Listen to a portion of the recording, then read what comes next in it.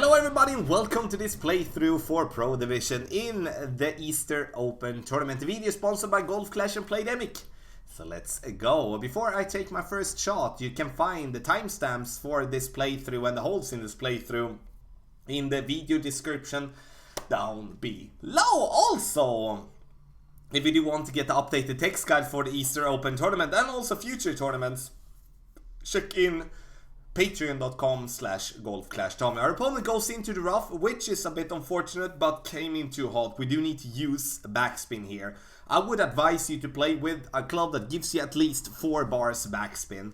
Now I do have 4 and a smidge with the extra mile level 7, which will work well. Using less backspin is going to require from you to be very close with the bunker with your second bounce. So we're going to over adjust our drive 20%, just making sure that we're aiming and bouncing at the correct spot.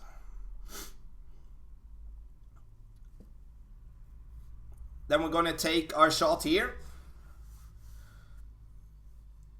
And not going to overpower, no curl, anything. And as you can see as well, I did use as much side spin to the left possible, and we will end up very close to the fringe to secure the eagle. And that's the only thing that I'm looking for. I'm not looking for an hole-in-one here, even though it is a possibility. Hopefully we will see a couple of players out there making a hole-in-one on this one in the tournament. But the best way here is to choose a club once again that gives us backspin for our approach. Otherwise it's going to be tough. Now we do have a wind, which was going to require for us to go max overpower, and not even then we are sure that we're gonna get the ball to a spot that we want to. Here we can choose 2 ways. We either bounce over, try to roll as far as we possibly can, or we're gonna lay up short. And with short I mean that we still bounce over the water and bounce and lay there by the rough. The thing that happened then, if we do lay up short, is that we do have a shot through the trees.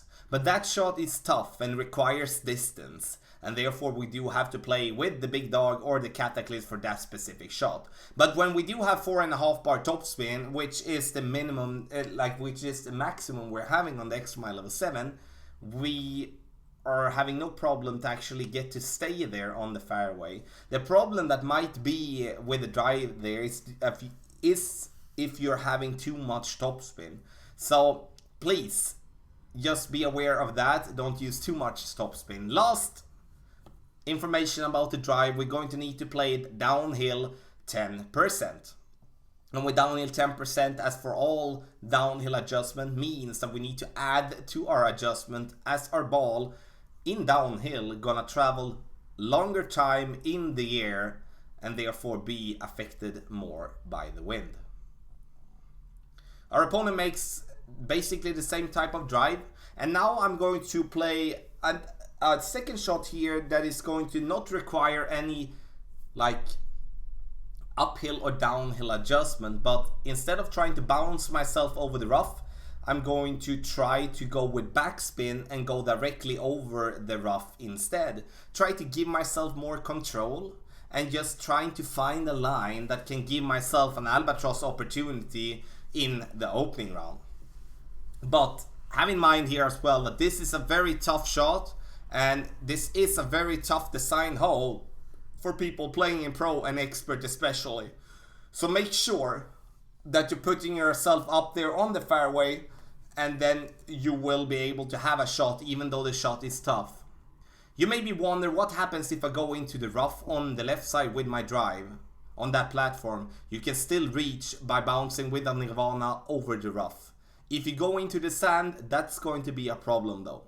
Hole number 3, par 3, we're going to have to over adjust our shot with 20%. I'm going to make it simple for myself here though, is that I'm going to use a 1-to-1 adjustment. And I always think, especially on par 3s, that it is much easier to using a 1-to-1 adjustment when we're playing with the sniper especially. So here I'm not gonna use a power 3 ball, I'm gonna use a power 1 ball with wind resistance 2, which is the navigator. Using 2 bars of backspin, you can see I'm going to be in minimum distance of my club, but once again that doesn't really matter. With this shot here I'm going to play myself with 1-to-1 method, aiming so the ball guideline go through the hole. And have in mind here that you will have to use much less backspin than you maybe think, because the ball guideline is gonna fool you a little bit. So the thing that I want you to do here is that I want you to use a 1-to-1 method, and using, instead of 2 bar backspin, I want you to play with 1.5 bar backspin instead. Hole number 4, and here I'm going to give you 2 shots here, because the first shot is gonna show you that is going to be the dunk. The second one is going to be a regular backspin approach on the green, and I'm going to talk you through it as well after we take our drive. 10% downhill for the drive here, using the blue ring by the rough there to the right, half a ball of curl with a katana ball. I'm also using 2 bars of topspin, and with as much side spin to the right that I possible can. I don't want to use more topspin as I'm going to risk going into the rough there.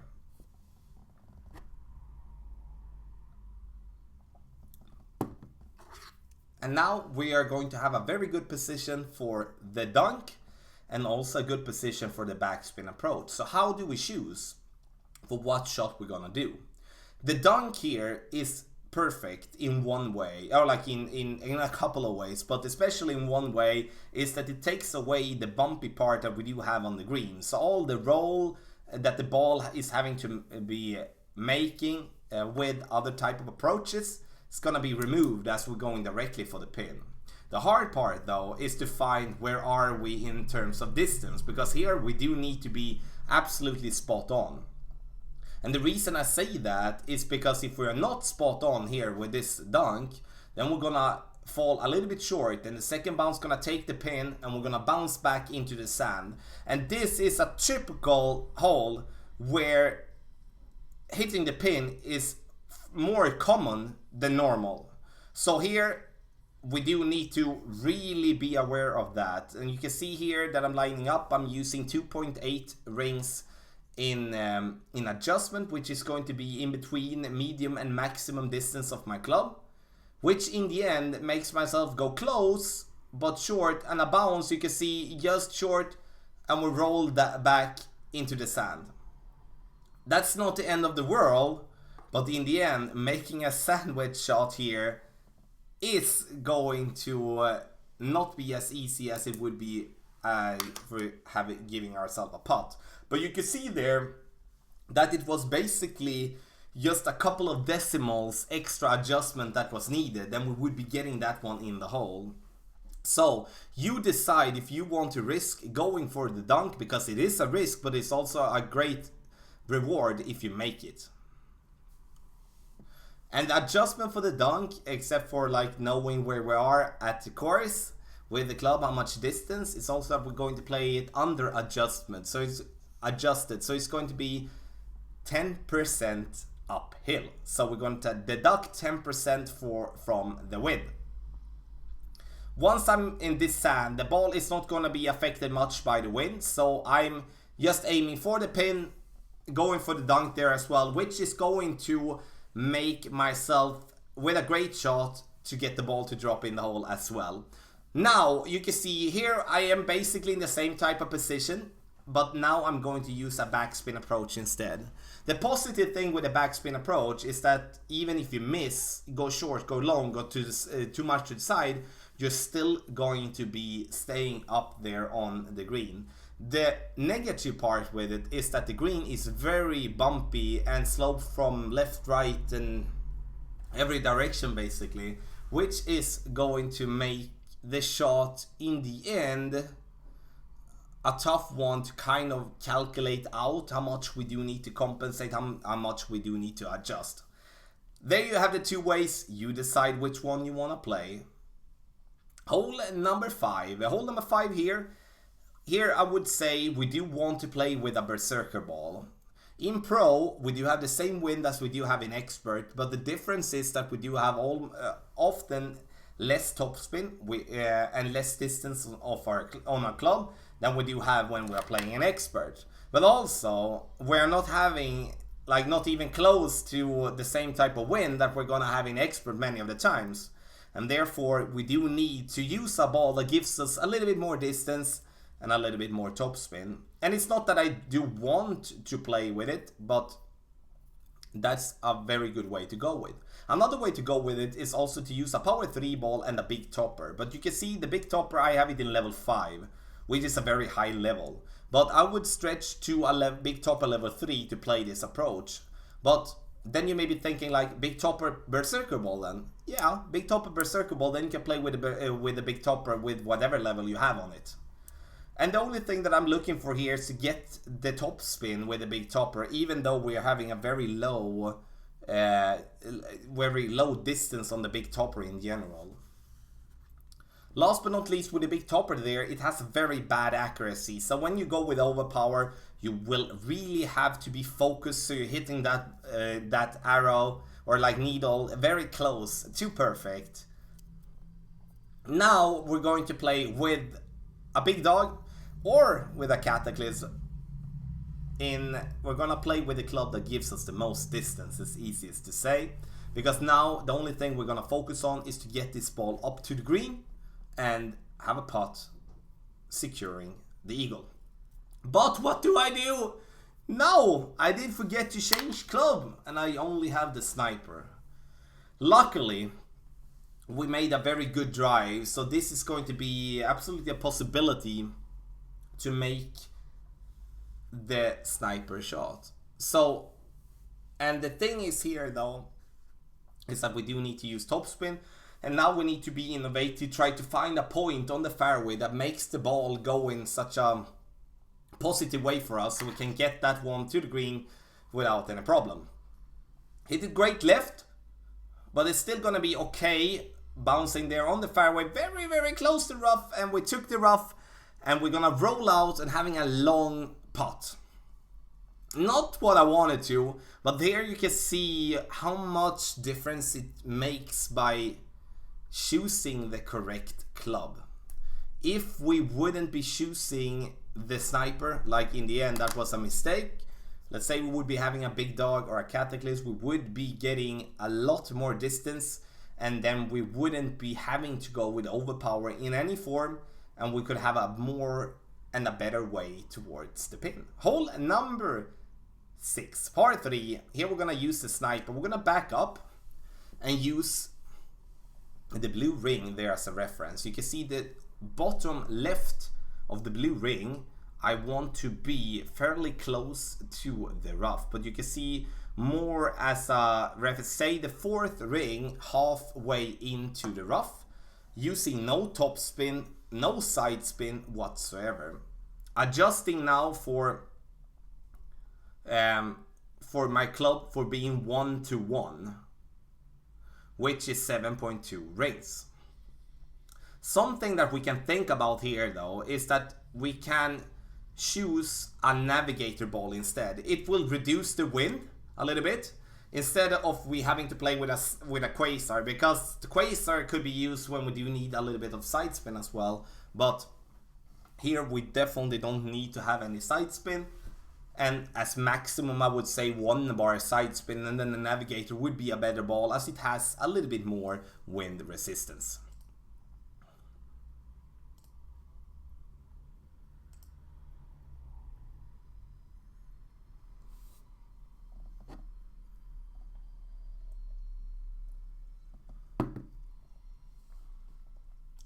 So our opponent gets up there as well, and also, so I don't forget to say that you need to over adjust your tee shot with 10%. 10.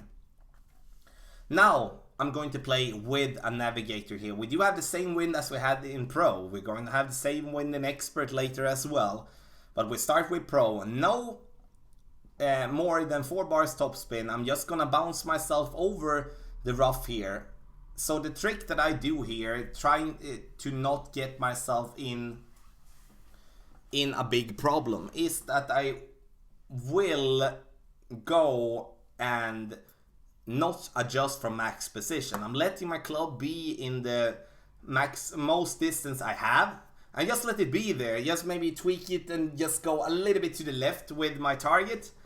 But still, I take my shot from there, because that's going to get helped by the wind and gonna carry very nicely over the sand there. Our opponent's going to make the shot, which is a shot that you're going to make if you don't want to go aggressive and play for the rough bump. The rough bump, when you do have tailwind and have to adjust further down into the sand, you're going to have to under adjust 40%. 40, yes. I'm using 2 bars of topspin with the sniper here, and it is a slight inconsistency with this rough bump, I know that, but it is by far the better way to get this ball in the hole. Aiming straight at the hole, and here comes the tricky part here. We adjust from a lower point already, because it's uphill already. Then we're gonna adjust to even a lower point, which is going to make us lose more distance. So therefore, we need to under adjust 40%. If you're gonna play the shot that is made on the left side that our opponent made, then you will have to under adjust 20%, not 40, as there you're not gonna drop down into a sand pit like that. Hole number 8, par 3, and we're gonna play with a quarterback and a quasar. The quarterback here is going to be positive, like very good for you to use if you do have it in level 9+. I would say a level 8 would work as well, but I'm a little bit like that, as we might gonna need a little bit more backspin than the quarterback level 8 is having. So the thing that you can choose instead of choosing the quarterback is the rocket. I'd rather want to play with a driver here with backspin instead of using a sniper or another club from distance. Is gonna be trickier. So using a power 1 ball, side spin 2 ball, red ring by the rough there to the right. I'm using the second bounce just being there by the fringe, which is gonna be a little bit low. But now we can see the problem here. 6 rings with a quarterback in the minimum distance of our club with a 20% over adjustment is going to slightly need a little underpower. So the thing that you do want to do here is that we do want to move our target a little bit further up so we don't have to underpower, because even if we do underpower here, it's gonna show that we could just play this one as it is without any underpower and get the same type of result. So move our target so the second bounce is just a little bit further than the fringe, then we're gonna be fine. Also, a smidge of curl to the right just help our ball coming there into the hole. Hole number 9. Here we're gonna go full blast overpower with a Titan ball. Full blast, and of course trying to hit this ball as good as we possibly can. Now we hit it perfect, which is excellent, but great left, great right will also work. The only thing here when we bounce over is that sometimes we're gonna be unlucky and we're gonna roll up into the rough there to the right. It's still not gonna be a problem to reach for the green in 2 though, but it's gonna take away the albatross opportunity big time. Now, when we have made our drive, it's important to say as well that we do need to over adjust 10%, but as we're going max overpower and not really care about to adjust because we have a straight wind, then I would say that good to have in mind that it is 10% up downhill, but we still go full blast. Even though you have a 5 mile per hour or you have an 8 mile per hour in wind, you're gonna go full blast overpower.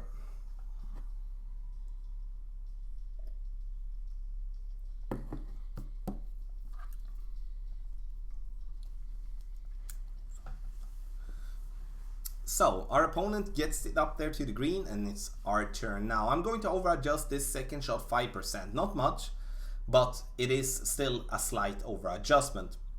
I'm gonna try to find a spot where we do want that we do get a pretty, like as a consistent bounce possible.